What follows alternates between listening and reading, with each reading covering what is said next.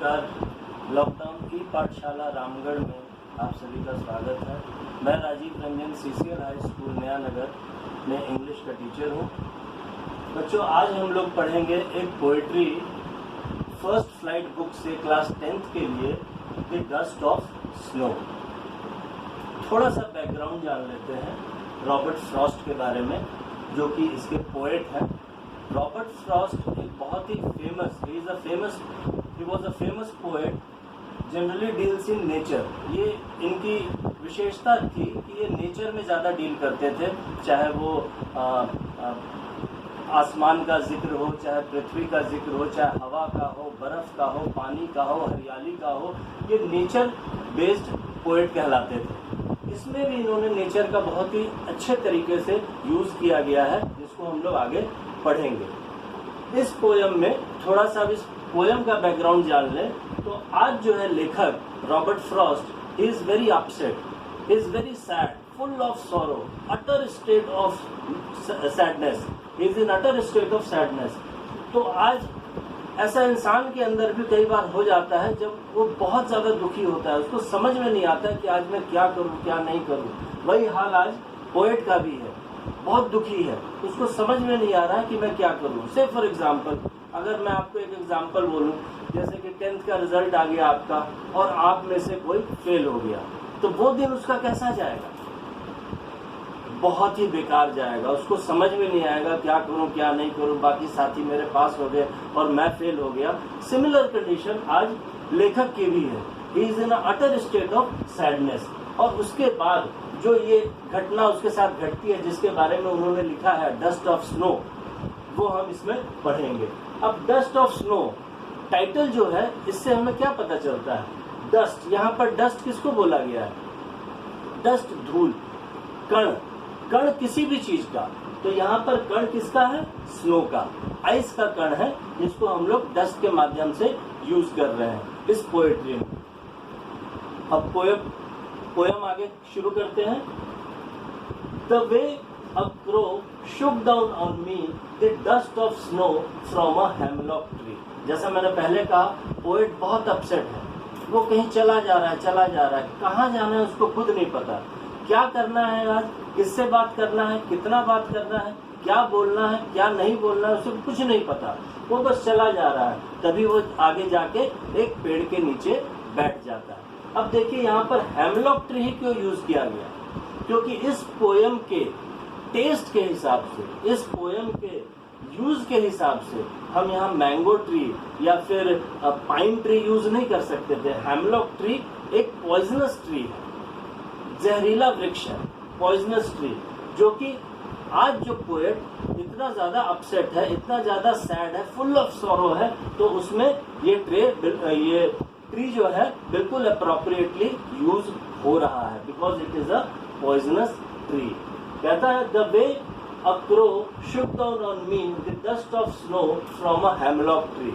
ये hemlock tree के नीचे जाके पोएट बैठ जाता है, तभी suddenly a crow comes and sit on the branches of the hemlock tree and shook its branches, and then the dust particles from the leaves of the hemlock tree fell on the poet।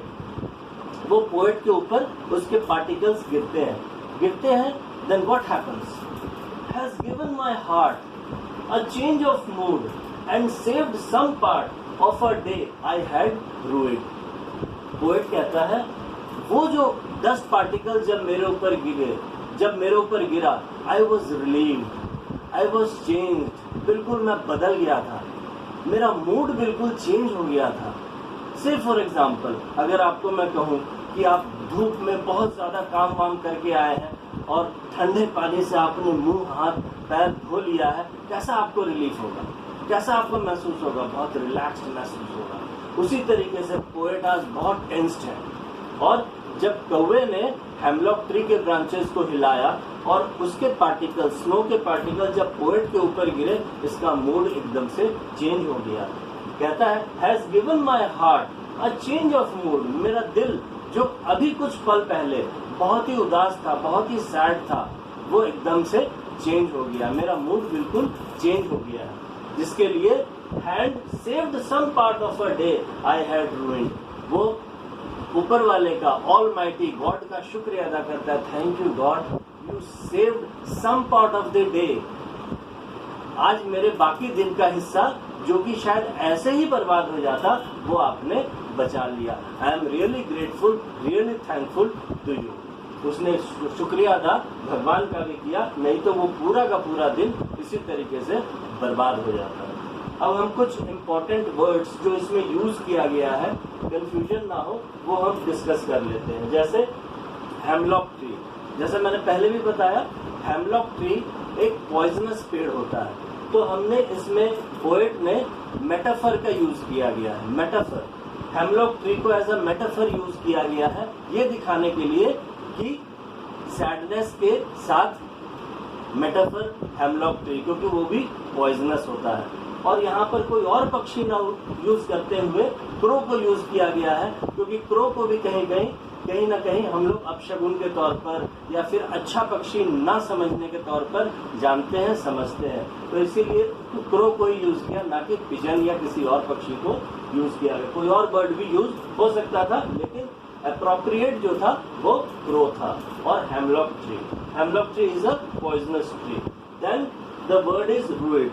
रूइड means regret for something. Poet को आज पछतावा है, पछतावा है। पछतावा किस चीज के लिए? मेरा बाकी का दिन जो है, जो आज यूं ही बर्बाद हो गया, आज मैं इतना सैड था, इतना मैं फुल ऑफ सॉरो था, इतना मैं डिसगस्टेड था, तो वो आज जो मेरा बाकी का दिन बर्बाद हो गया, ultimately God has saved my rest of the day, because ये क्रो की वजह से जो डस्ट की पार्टिकल्स उसके ऊपर गिरे, इसके कारण उसका दिन आज बाकी का बच गया।